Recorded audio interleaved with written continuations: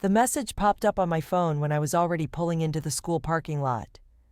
"You've been removed from PTA official chat." Just like that. No warning, no explanation. I stared at the screen as moms hurried by with cupcakes and glittery posters, my palms tightening on the steering wheel. Removed? I was the group secretary, the one who took minutes at every meeting, organized volunteers, balanced schedules. My stomach dropped. I had a whole agenda to present in less than 15 minutes. When I walked into the library, the fluorescent lights felt cruel, showing every smirk and whispered glance that flicked toward me. And there he was, leaning against the refreshments table like he owned the place. Mark, my mom's ex-husband, the man I thought I'd finally shaken off when their divorce was finalized. But no, somehow, he had embedded himself deeper into my life instead of disappearing. "Hey everyone," he said smoothly, tapping the microphone to gather attention before the meeting even started. His voice carried that false warmth I knew too well, the kind that charmed waitresses and principals alike. Parents actually clapped, as if he were some visiting dignitary. Meanwhile, I tried to log back into the WhatsApp group on my phone, convinced there'd been a glitch. Wrong password. Reset denied. Admin privileges locked. A sharp wave of humiliation burned in my chest. Without that group, I had no access to sign-up sheets, no record of budget approvals, nothing. My entire role on PTA had been ripped out from under me, in front of people who still thought Mark was this benevolent pillar of the community. I spotted Mrs. Klein, the PTA president, and hurried over. "There's been a mistake," I whispered. "I've been locked out of the chat." She blinked, almost apologetic, but glanced nervously toward Mark before saying, "Maybe the system just restructured. Let's not overcomplicate tonight." She patted my arm like I was a child panicking over a lost lunchbox. I sat frozen at the plastic folding table, while Mark handed out printed flyers. Flyers he must have designed using group resources I no longer had. My spot at secretary didn't even exist anymore on his handout. My name had been deleted. It felt like I'd been erased. I clenched my jaw and tried to stay focused, but the whispers around me were louder than the fluorescent buzz overhead. "So he's running things now? What happened with her? She's not even involved anymore." And then, just as the meeting began, my phone buzzed again. A single deliberate text from an unrecognized number. "Better for everyone this way. Don't make a scene." It wasn't a glitch. It was him. But if Mark thought I was just going to sit back and watch him take over my role, he was about to discover exactly how wrong he was. "Shall I write the next chapter?" I kept hearing his words in my head. "Better for everyone this way. Don't make a scene." Like I was some hysterical child, he had to hush. That was exactly how he used to talk to me when he lived in our house, whenever I caught him twisting the truth to make himself look perfect to outsiders. He'd lower his voice, smile just enough to look calm, and suddenly I was the overreacting one. And now here we were again, 5 years after my mom divorced him. Yet somehow he was still at the table orchestrating my life. The truth is, walking away isn't simple. My son goes to this school. His classmates' parents are in this room. My own reputation here affects how teachers treat my child, whether he gets picked for programs, how welcome he feels at birthday parties. Leaving the PTA isn't an option. It would brand me as unreliable. This school was supposed to be a place of stability after a year of tough transitions. And Mark knew that. He was playing chess with my kid's future, just to keep control of how people viewed him. I remember the day after the divorce, when my mom told me she wanted no contact, no alimony, no strings, just freedom. But Mark didn't go quietly. He threw himself into becoming some sort of community figure, donating sound systems to the school, sponsoring uniforms with his company logo printed neatly across the chest. That way, every parent associated generosity with his name.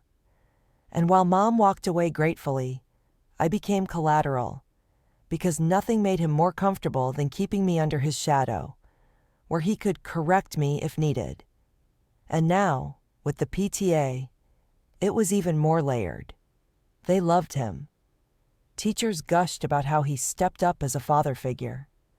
Parents joked that he was the kind of man who made other dads look lazy.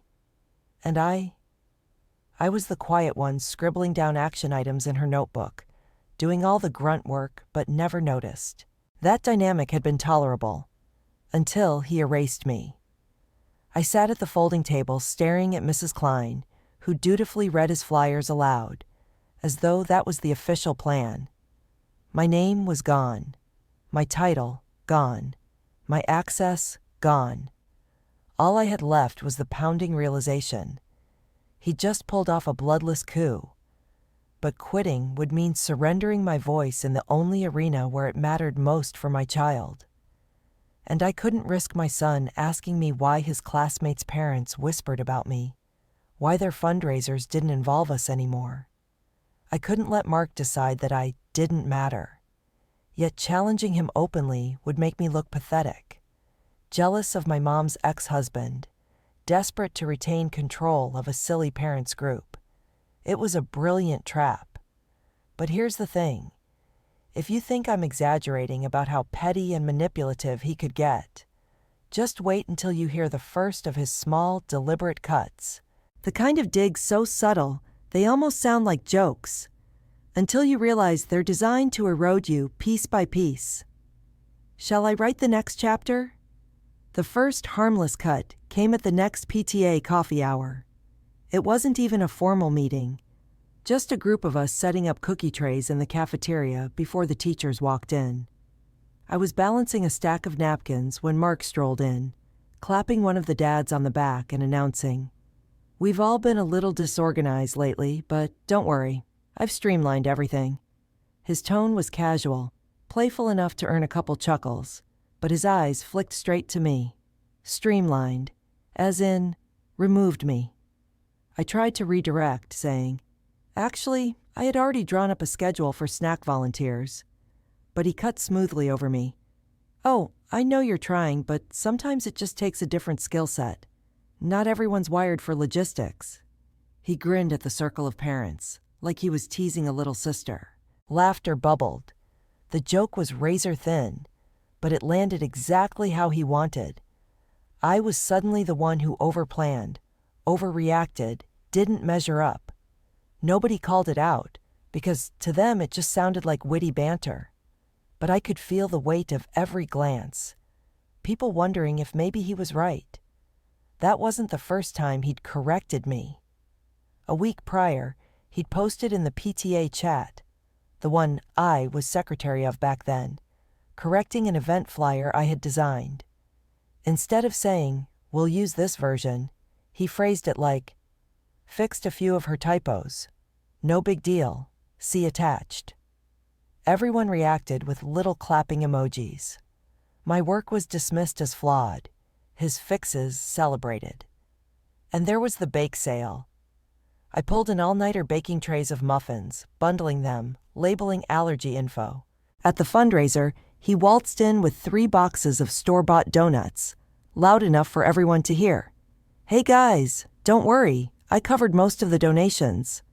People thanked him like he had saved the day.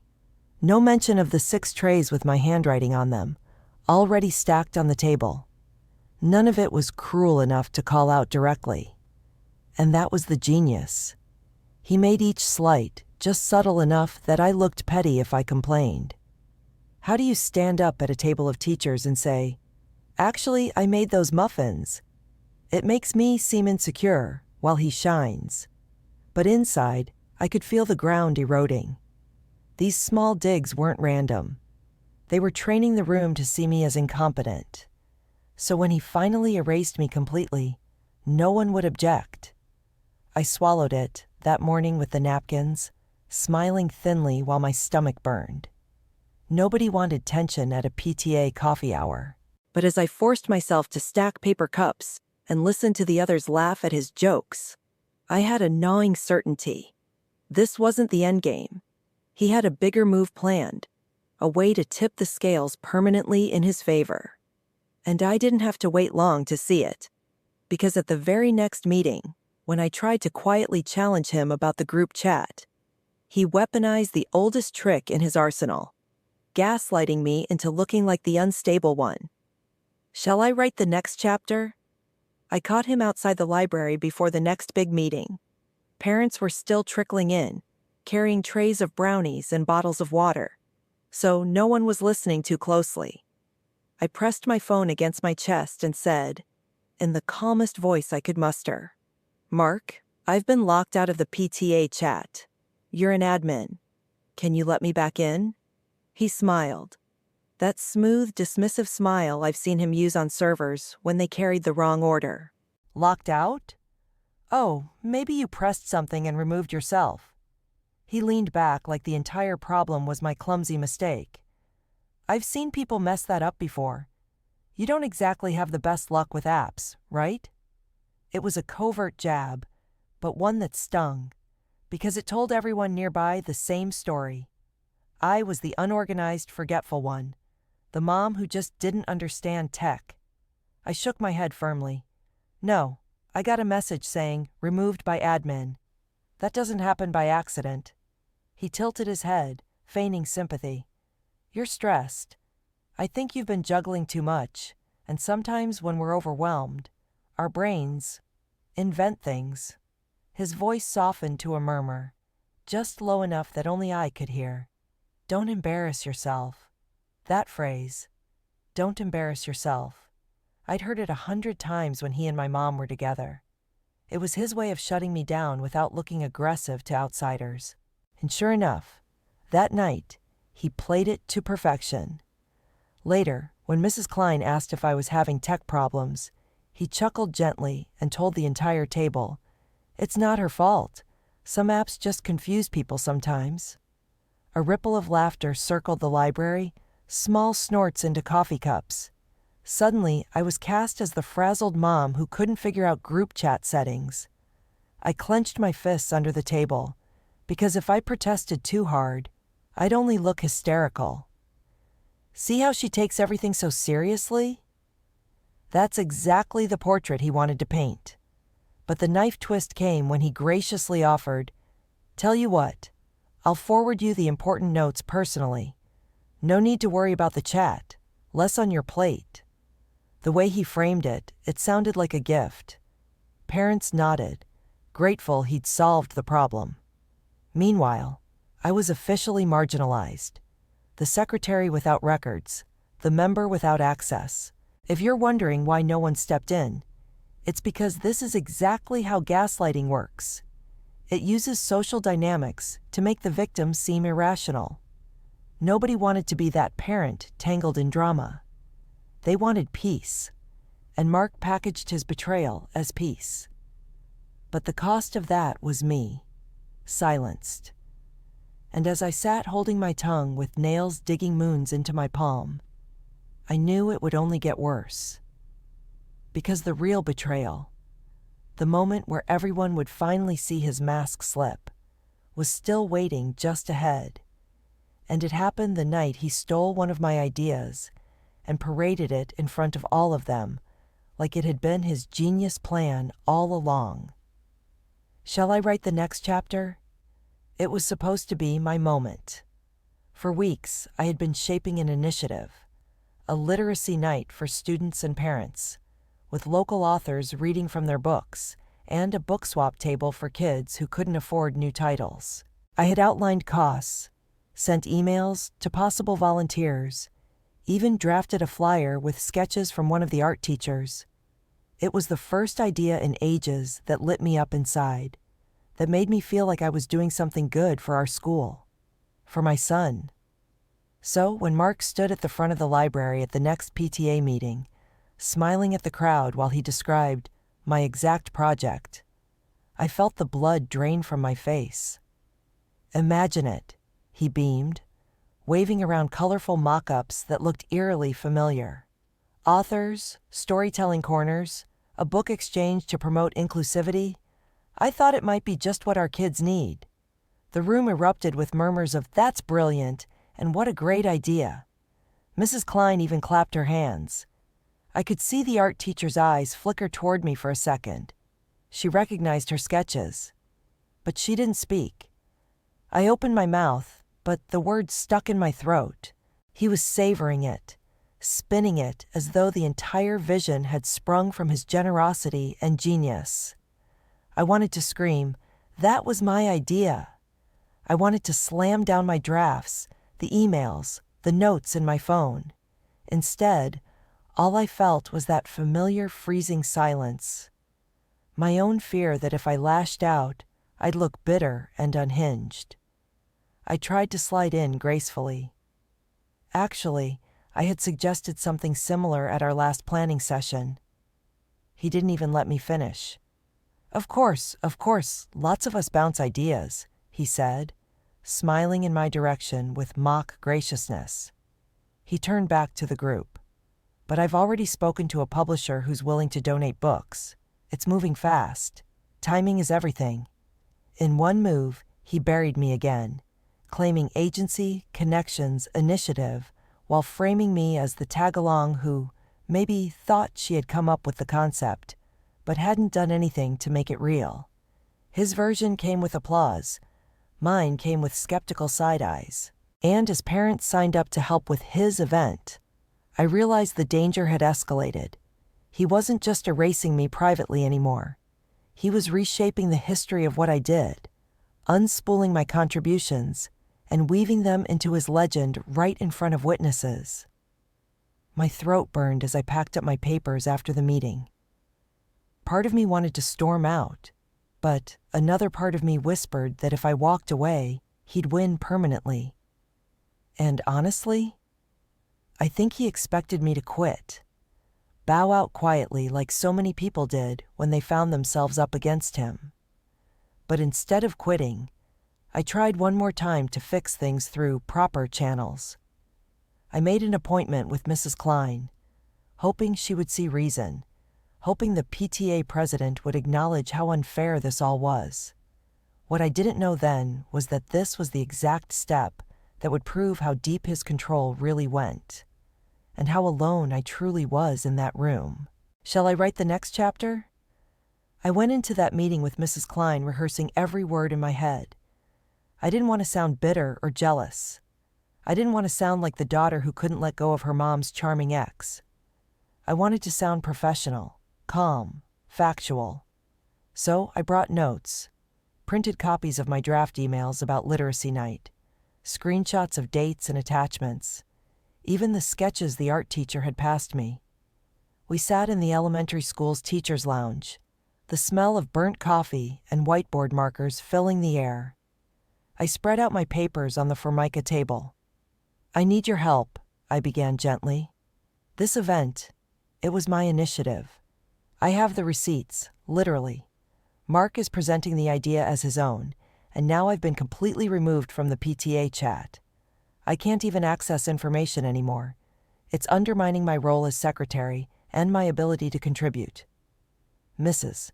Klein sighed and removed her reading glasses, rubbing the bridge of her nose. That was my first red flag. "Look," she started cautiously. "Mark has been instrumental in fundraising. He has connections with sponsors, donors. Parents listen to him. Sometimes, for the sake of harmony, we need to let certain personalities take the lead." I blinked at her, disbelief swelling in my chest. Harmony? Was that really the word she was going to use? I was being erased, humiliated, silenced. But as long as no arguments broke out in the PTA meetings, that counted as harmony. "I'm not asking you to take sides," I said, my voice shaking despite my effort to keep steady. "I'm saying my work is being stolen. Would you let that happen to anyone else?" She put her glasses back on, her tone sharp now. "Honestly, I think people feel like you're being a little territorial. This is a volunteer group. None of us own ideas. Mark just executes better. That's why people follow his lead. There it was. The knife to the ribs. She wasn't on the fence. She had already chosen a side. His side. Territorial? I echoed, my voice cracking. But she'd already stood, signaling the meeting was over. We all want what's best for the kids, she tossed over her shoulder, so let's just focus on that instead of personal conflicts. Personal conflicts. She dismissed everything he'd done, the silencing, the theft, the manipulation, as if I were airing dirty laundry. I gathered my papers slowly, trying not to let my trembling hands show. That was the moment I knew. Within the PTA power chain, I couldn't win fairly. He had Mrs. Klein. He had the parents eating from his hand. He had access to communication I didn't. Every reasonable fix, appealing to authority, showing proof, explaining calmly, would be swallowed up and spit back at me as drama. But deep in my gut, I also knew something else. People like Mark always get sloppy. They can't resist overreaching, leaving fingerprints in places they shouldn't. And it turned out, I was absolutely right. Because only a few days later, a screenshot landed in my inbox. Evidence of exactly who removed me from the chat, and the smug little comment he made while doing it. Shall I write the next chapter? The screenshot came from an unexpected source. Another mom. Someone I barely spoke to outside of PTA meetings. The subject line of her email was just, "Thought you should see this." When I opened it, my hands actually shook. There it was, plain as day, the group chat I had been removed from. Her forwarded screenshot showed Mark's exact message right after deleting me from the group. Problem solved. She was holding us back anyway. Those words glared at me from the glowing screen. My breath caught in my throat. It wasn't a joke. It wasn't a glitch. It wasn't even a misunderstanding. He had targeted me deliberately, stripped me of my access, and then basked in it like some petty king cutting off a rival's voice. And worse, the tone of the message, smug and dismissive, confirmed what I had felt all along. This wasn't about efficiency or helping the school. This was personal. This was about making sure I looked weak. The mom's note underneath was short, careful. Please don't mention my name. I don't want to get involved in drama. Of course. Nobody wanted to be dragged into Mark's orbit. He had convinced them he was indispensable, and no one wanted to look like they were on the wrong side of his charm offensive. But me? My stomach turned, and my pulse hammered in my ears. For weeks I had been gaslit into believing maybe I was over-anxious. Maybe it was my phone. Maybe I was reading too much into corrections and jokes. Now I had proof. Hard evidence of what he had done behind closed doors, while pretending to be the school's golden volunteer. I sat at my kitchen table for hours, staring at that screenshot. Fear tangled itself with rage, but beneath it all was something steelier. Resolve. I wasn't crazy. I wasn't imagining him tearing me down. And if he had the arrogance to write that in a public group chat, thinking no one would ever call him out, that was his weakness. He assumed I'd stay silent. The only question was how to strike. If I brought this to Mrs. Klein, she'd smother it. If I whispered about it to parents one-on-one, it would look like gossip. I needed to confront him publicly, in front of everyone, so there'd be no way to bury it under misunderstandings or harmony talks. For the first time since this nightmare had started, I felt something close to clarity. It wasn't going to be pretty, and yes, it would put me at risk of looking combative. But this was the line. The only way forward was a confrontation that no one could ignore. And when the chance came, at the next official PTA meeting, I knew I had to walk straight into the fire. The only question was, would anyone stand with me once the mask slipped, or would I be left alone in the flames? Shall I write the next chapter? The night of the meeting, I actually thought I might throw up in the parking lot. My hands shook as I clutched my folder with the printed screenshot inside, my breath fogging in the cold air. I knew once I opened my mouth, there'd be no undoing it. Either people would finally see him for what he was, or I'd be branded the unstable one, the bitter woman picking fights with her mom's ex. But then I pictured my son's face. How he'd asked me, just the night before, why his friend's mom hadn't added him to the carpools lately. Is it because you're not in the PTA anymore? He asked innocently, not knowing how deeply that cut. I realized keeping quiet wasn't protecting him. It was teaching him people like Mark could rewrite reality while we had to smile through it. So I walked in. The library smelled of dust and coffee, as always, the folding chairs squeaking against the tiled floor. There were maybe 30 parents in the room. Mark was near the front, laughing loudly with two dads about some sports team, radiating charisma. When his eyes caught mine, that smug little smirk lifted, the exact look of a man convinced nothing could touch him. Mrs. Klein started the meeting, flipping through agendas. Cakewalks, book sales, volunteer sign-up. My pulse flooded my ears, and right as she moved to new business, I stood. My chair scraped the floor louder than I meant it to, and the room fell silent. There's something I need to address before we move forward, I said, holding the folder in trembling fingers. About my removal from the PTA chat. Mark chuckled, already ready with his patronizing dismissal. We've already explained that, sweetheart. Tech glitch. A couple amused parents nodded automatically. That's when I pulled out the printed screenshot, unfolded it slowly, and laid it on the middle of the table. Funny, I said, my voice suddenly steadier than I felt. Because this doesn't look like a glitch. Gasps and shifting chairs. Parents craned their necks to read the bolded text at the top. Problem solved. She was holding us back anyway. The silence afterward was heavier than anything I'd ever sat through. For the first time, Mark's mask cracked. That's out of context, he stammered, reaching for the paper, but I slapped my hand down, blocking him. Out of context? I said sharply. You deleted me from the group. Then you mocked me for it. You stole my literacy night idea and pretended it was yours. This is not leadership. This is common bullying dressed up as community service. Across the room, someone muttered, "Wow." Another parent shook her head slowly. The art teacher raised an eyebrow at him, suddenly braver now that proof was in front of everyone. Mark babbled, "Everyone knows I've contributed more than anyone here. If she can't handle stress, maybe she's not cut out for—" No. My voice cut through his. This isn't about stress.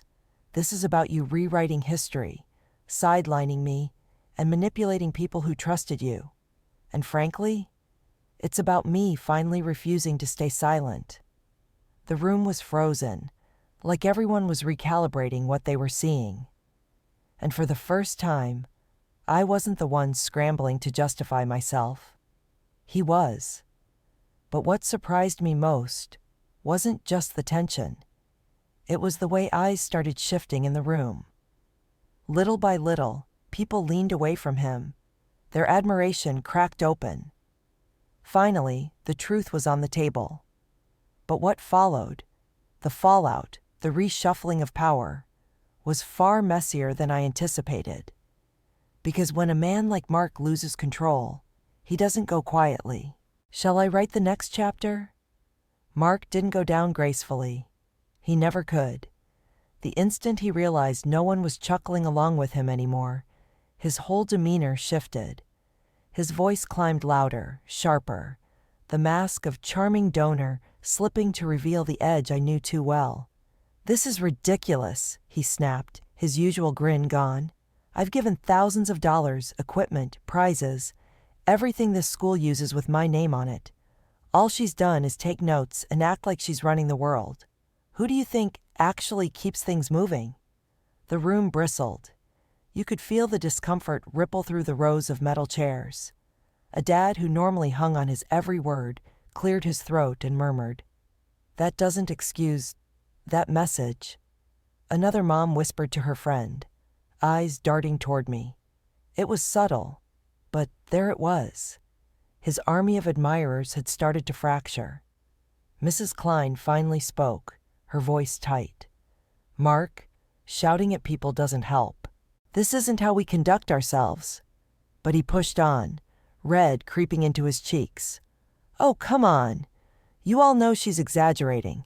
She's had a problem with me since my marriage to her mother fell apart. This is personal drama spilling into a volunteer group." And just like that, he weaponized my family connection against me, dragging private history into the public light like a weapon. Gasps rippled across the tables. Parents looked uncomfortable, shifting in their seats. "Don't," I said, my voice low but steady. "Do not drag my mother into this. This is about how you erased me, mocked me, and tried to pass off my work as your own. Nothing else." For a long, tense beat, the room was silent. Then, one parent, the art teacher, finally spoke up, her voice carrying across the stillness.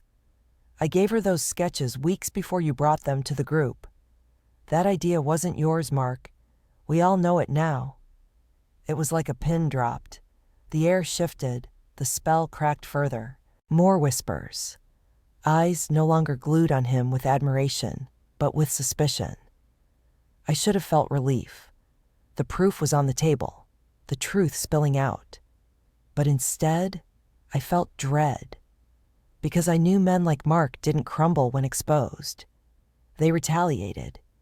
And he confirmed it 2 days later, when my inbox exploded with furious messages, accusing me of ruining events, of being toxic, of turning the PTA into a war zone. He had gone on offense. He'd lost his golden image in the meeting, but now he was clawing it back in private conversations, group texts, quiet little campaigns to paint me as the villain.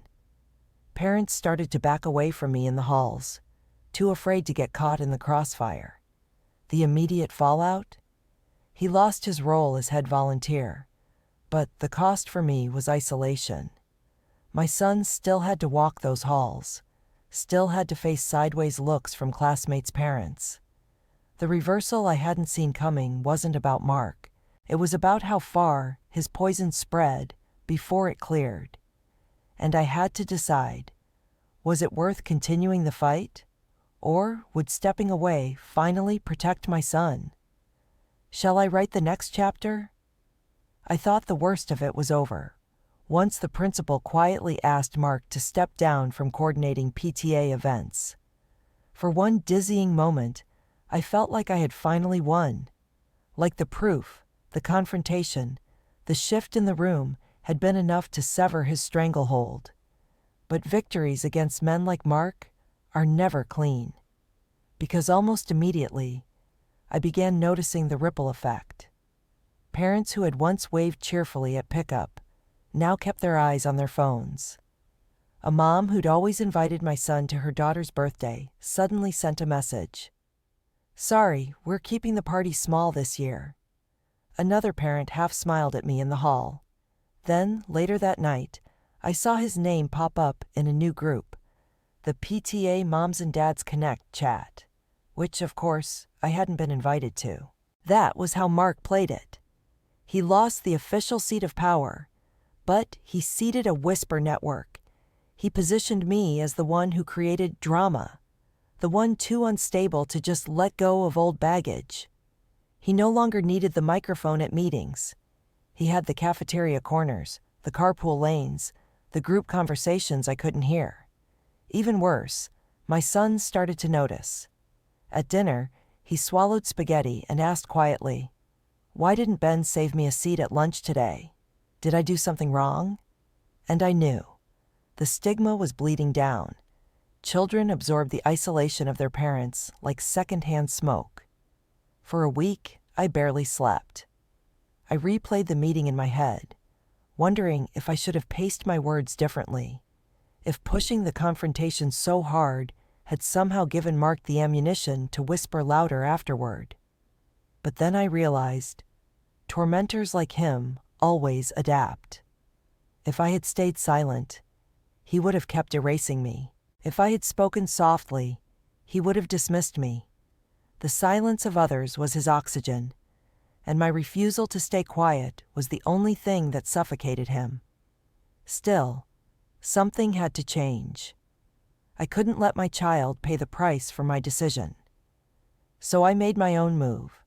I set up a new initiative, independent of the PTA, with the support of the principal directly. I framed it as a family literacy club, open to all parents, not part of PTA bureaucracy. No group chats to wrestle control, no hierarchy to manipulate. The principal approved the program, and slowly, the same parents who had been watching Mark's fallout from the sidelines began drifting toward me again. Because once there was a safe place untouched by Mark's influence, they suddenly felt freer to show up. Mark, of course, was furious. He cornered me one afternoon outside the school with a hissed, "You think you've beaten me? I still run this community." His words stank of desperation this time, not confidence. And for the first time in years, I actually didn't flinch. Because here's the thing. Once the mask finally slips in public, it never truly fits again. No matter how many whispers he spread, people had seen him lash out. They had seen proof in print. And that seed of doubt would never stop growing. The fallout was messy, yes, but it forced me into something even stronger than reclaiming a PTA role. Building my own platform where my son and I didn't have to breathe the toxic air Mark cultivated. And as the first family literacy club session filled the library with kids trading books and laughing, I knew one thing clearly. He could keep playing the puppet master in his dwindling circle, but he no longer had strings on me. Shall I write the final chapter? The first night of the family literacy club, I stood at the back of the library and just listened. Kids sat cross-legged on rugs with stacks of donated books. Parents leaned in chairs sipping coffee. The art teacher was sketching caricatures of families for fun. There was no tension, no forced smiles, no Mark looming like a shadow. Just laughter, voices, warmth. And in that moment, something broke open in me. A space I hadn't realized I'd been holding tight for years finally unclenched.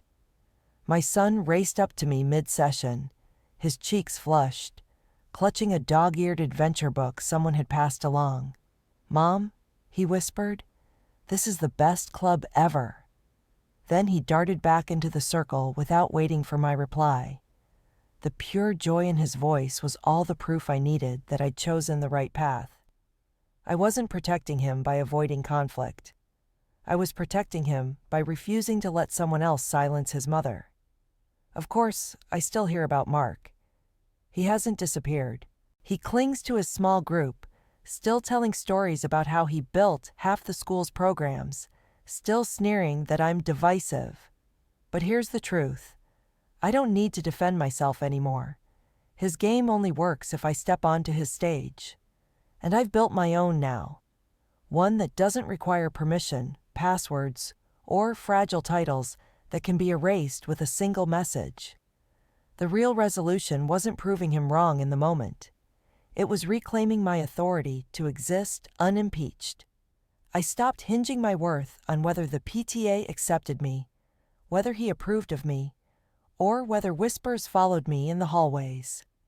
Because as long as I was still there, showing up, building community with honesty instead of manipulation, Mark lost the only power he had, the control of how others saw me. Looking around at the families that night, I realized something else too. People crave truth. They crave safe spaces where they don't have to second-guess a performative smile. Once even one person refuses to bow to the gaslighter, the whole story shifts. And sometimes that one person has to be you. So, if you've ever been erased in small ways, called dramatic for pointing out what you see clearly, silenced for the sake of harmony. Please hear this. You don't have to play by their rules. You don't need their permission to take up space. The moment you refuse to stay quiet is the moment you finally reclaim your voice. And that's what I did here. In the same library where he once tried to erase me, my son and I now host something that will outlast his schemes. Something built not on control, but on trust.